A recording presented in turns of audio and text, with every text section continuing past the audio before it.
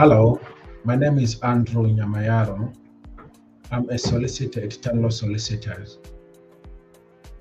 You can follow me on YouTube on our channel Tanlo Solicitors, or you can follow me or like my Facebook page Andrew Nyamayaro on Facebook, or the business Facebook page Tanlo Solicitors.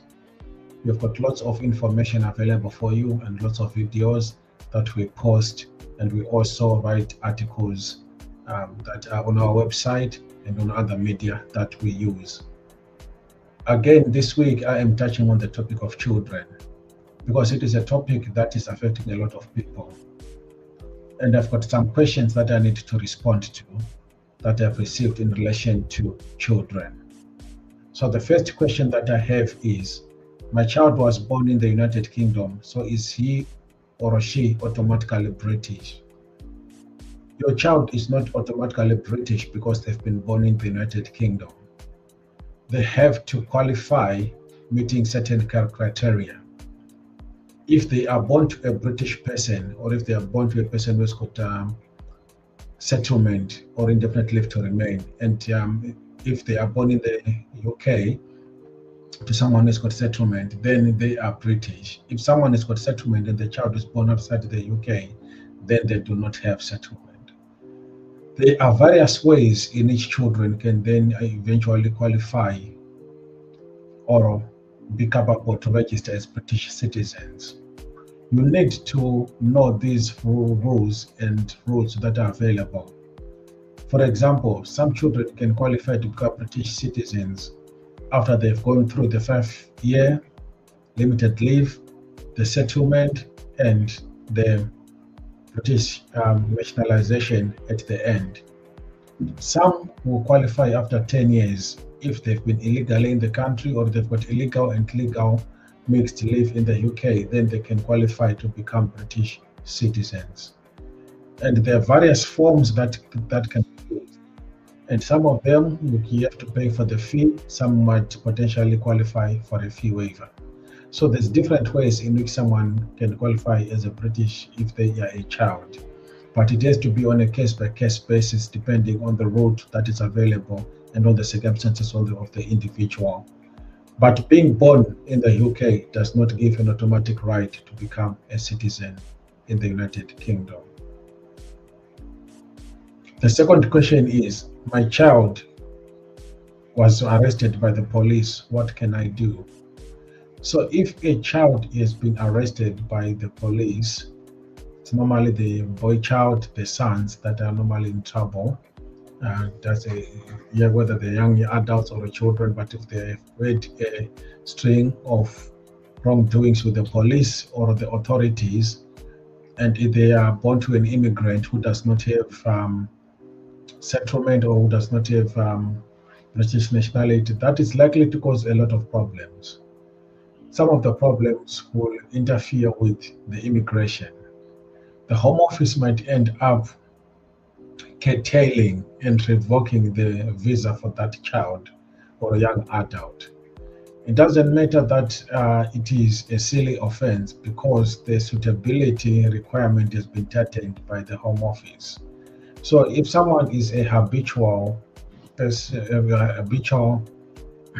criminal, then it might affect them eventually, and the Home Office might then invoke its powers to remove that person or to deport that person from the United Kingdom.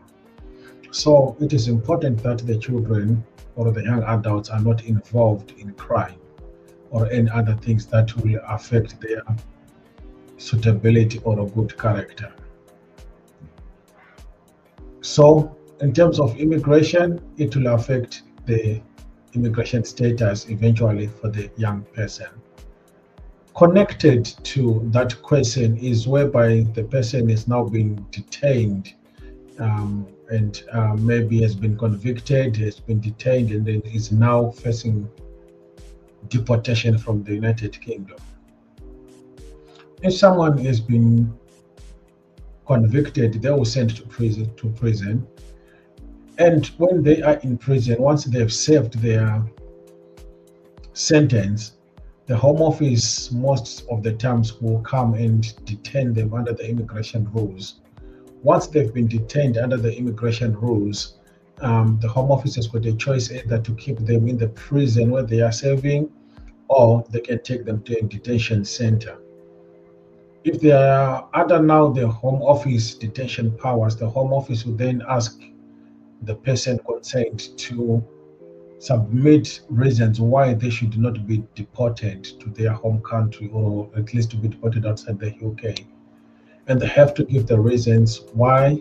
It could be reasons that are linked to protection issues, if they are afraid to go to their own home country because of asylum, fear of persecution on asylum grounds, which include political persecution, religious persecution, race, nationality, membership of a particular social group.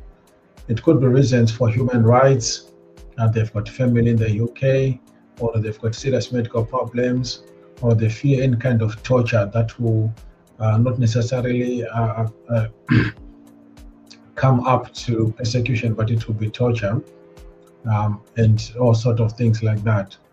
So once they've given their reasons, the Home Office will then decide whether or not they will have crossed the threshold to remain in the UK, of which they might then continue to give them limited leave to remain for a number of years because of their criminal conviction. The Home Office might then also decide to deport them. And again, if the Home Office has not accepted the representations or the reasons that you have given them as to why the young person should not be deported, then you have got a right to do a judicial review to challenge a public body decision, which is the Home Office. And in that judicial review, you give the reasons why the decision of the Home Office is irrational, is unfair, does not protect the public interest, and so forth. It will then be up to the court at that stage to then decide whether or not to agree with the Home Office. So it is important that when someone is being sentenced and detained by the Home Office, to seek legal advice, because the likelihood is that they may face deportation from the United Kingdom, despite their circumstances in the UK. It's important also to provide information to show that they have reformed themselves, they've rehabilitated, they've got family, or any other reason why they still are afraid to go back to their home country. The next question that I have is, my child is now in a relationship. Can they get married and still remain my dependent? So some of the children have come to the UK and now they are at the age where they are in their adolescence and they've grown up, they're now into a relationship, they've got a partner, and maybe they want to move in with their partner or they want to get married, but they're still dependent on mom or dad on the visa. How does that impact their dependency? If a person gets married, then they can no longer rely on the sponsor's visa as a dependent. They have to seek other ways of remaining in the United Kingdom. It could be the other ways could be that the partner or spouse is now the new sponsor and they're now putting them on themselves, and they will get a partner visa or a spouse visa, or maybe they now have their own skilled worker visa or any other means that they have their visa. But they can no longer rely on their parent to be their sponsor once they've got married. My child is over the age of 18. Will they remain my dependent if they start living away from home? There is a number of reasons why children or young adults can leave the house or the family home. Reasons such as they've gone to study at university, they are now doing their apprentice, they found work which is not in the local vicinity, or they are doing some voluntary work elsewhere. Whatever reason it is, if a young person moves out of the family house, it does not automatically mean that they are no longer independent. It is a case-by-case basis. We have to check the cases one by one. And if they have moved out and we can prove that they are still dependent on the parents, then they can still continue to apply as a dependent. So how do we prove that they're still dependent? They still use the family house as their main address. They still do holidays with the family. They are associated with the family. There's financial information, transactions between the young adult and the parents, and things like that. So with all those information, we can then prove that they are still dependent. The law allows someone to still continue as a dependent when they came as a child, but they are now over the age of 18, as long as that dependence can still be proven, and so as long as the root is still available. But as we know, the law has been changing quite a lot in the recent past few months, and it might be something that might be changed, but always keep checking on such things that might change anytime because of the home office changes that are happening all the time. Whilst I still have it in my mind, I received a question today from a parent who said, I've got a 3-year-old child. Can they go to school on the 15 hours that are available? And yes, if it's the 15 hours that is, available to everyone else, and the free childcare, the 15 hours, your child can go even if you're on a skilled worker, because those are available the 15 hours. However, for the 30 hours, working parent, that might not apply to parents that have got no recourse to public funds. But for the 15 hours for the children, the young children, 2, 3 years, 4 years, the free childcare that is available to everyone, whether you've got recourse to public funds or not, it's available to everyone, the 15 hours. Can I send my children to study abroad as I'm struggling with childcare? Unfortunately, this is a situation that we come across a lot of time. When parents, for whatever reason, either both parents are working or want to work because they've got plans to then relocate back home at some point, or the parents have separated and the children are now staying with one parent. In such a circumstance, it might be the noble idea to move the children back to their home country.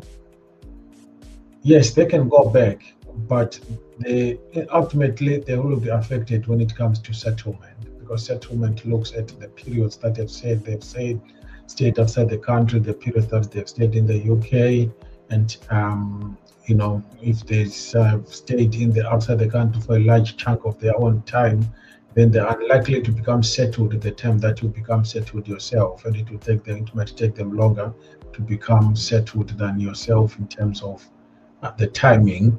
And it means that if you are no longer on the skilled worker visa, particularly for those people that are in the health and social care that are benefiting on the low rates in terms of immigration fees and not paying IHS, by the time that they come back and you are now a settled person, it means that they might be required to pay more immigration fees and the IHS, which might be expensive.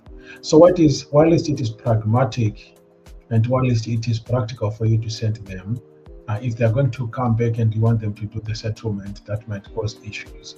But yes, they can go back because of reasons that happen in our lives, such as work, studies, not feeling well, and so forth. So yes, you can send them home, but just to be in mind that that can affect them when it comes to settlement. The Home Office is asking for more information about sole responsibility. What is that, and how do I respond? Again, this is a question that is coming up to a lot of parents that are bringing their children to the United Kingdom when they are single parents, or they're already in the UK and they've separated with their partner and they are now taking care of their children by themselves. And Home Office would want to know how the children are going to be taken care of in the UK. So responsibility really is a concept whereby you're proving to the Home Office that you have the capacity of being able to look after the children by yourself. You've been doing it by yourself. You've been making the major decisions in their lives. So you decide which school they go to, which church or religion they follow, which doctor, which dentist. You give instructions to whoever is staying with the children, what to do and so forth. You communicate with all the stakeholders in the life of your children, and you've got the evidence to prove as such. where the other parent is still alive, and they are maybe in the same country with the children and they're outside the country, then you need to prove why that parent doesn't have sole responsibility. If they remarried, do they not have mental capacity? Are they having their own issues and so forth? etc. You have to prove why they are not looking after the children and so forth. People tend to confuse sole responsibility and sole custody. Those are two different things. Custody and responsibility are different things. So having custody does not necessarily mean that you make the decisions of the children by yourself. You might be staying with them with the custody, but having joint responsibility with your partner or ex-partner when it comes to the responsibility of the children. So we need to prove that you've got sole responsibility. Some people then go as far as getting sole custody documents and statutory declarations and so forth. It's important to have a legal advice so that it ultimately helps your case, not damage your case. Because if you take, for example, sole custody lately in your case, then the Home Office might argue that this is not a genuine move. It's just a move to try to get a visa for your children. Why didn't you do it before, and so forth? These things happen when even it comes to documents that are important in the lives of the children. Documents such as birth certificates and so forth. Why have you not got the birth certificate way before you decided to come to the UK? And why are you getting it now? Why, and so forth? You have to be prepared to answer such questions when the Home Office is asking you. My child has serious medical problems. Can I get public funds? So as I've alluded earlier on, some parents might have recourse to public funds. Some parents might not have recourse to public funds. If you do not have recourse to public funds, then you might have to make an application to get recourse to public funds if your visa allows you to do that, or you have to apply for exceptional circumstances if that is possible. And where a child has got serious medical problems and maybe you cannot be able to go to work for that reason, and you are on a skilled worker visa, you might have to consider to change your visa from the skilled worker or another visa that does not allow you recourse to public funds to go on a visa that allows you recourse to public funds. Because if you get public funds in contravention of the immigration rules, then it will affect your immigration, and you are unlikely to then get indefinite leave to remain, and you are then unlikely to get citizenship as well. So you need to be very careful when it comes to these things. Then the other question that I have is, can my dependent child work full-time? If your dependent child is now in the age to work and subject to employment laws and regulations, yes, they can work full-time. As long as as I've said before, they can show that they are still dependent on you, they are still in the same family, doing everything as part of the household, etc. They can work full-time, but still be a dependent adult, as long as we can show that they are dependent, and they obviously meeting the immigration and employment law requirements. So my name, again, as I've said, is Andrew Nyamayaro. I'm a solicitor at Tanlo Solicitors. If you require legal advice, we can give you legal advice on different aspects of law. We do immigration, family, employment, dispute resolution, wills, and business. So all those areas of law, we can be able to help you.